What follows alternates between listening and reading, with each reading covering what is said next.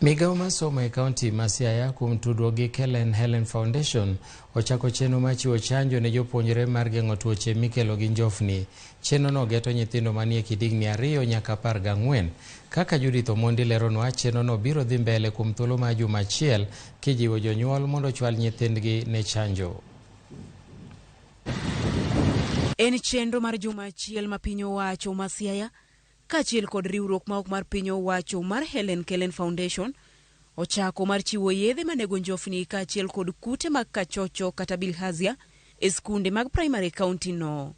Is targeting age 2 to 14 years. So age 2, most of them would come even from home to be dewormed, because play group here we have age 3. And we have age 3 to 6 years at preschool, and then the remaining ages are in primary. That's why the coverage is taking also part in primary school up to class 8.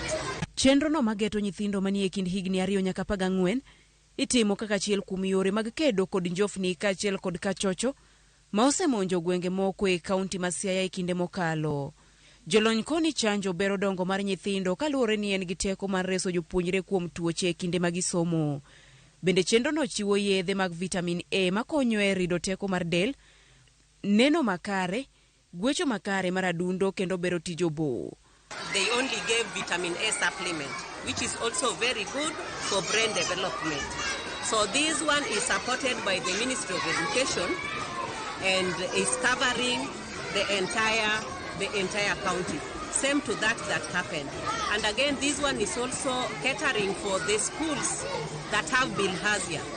There is a drug called prequincetal. This prequincetal is given to the learners in the areas with a lot of water. Like in Legosonga sub-county, it can only be administered to certain schools. Part of North Alego, a school like Yogo Manyala, those areas.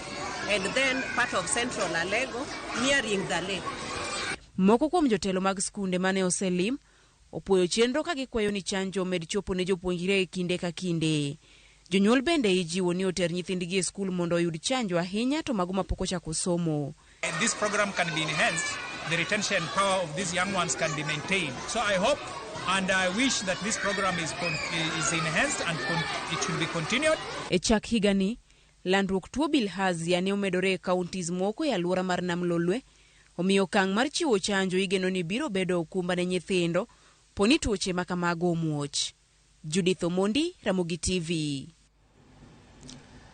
Sirikal kaunti ma Nyamira ochako chenro mar pogo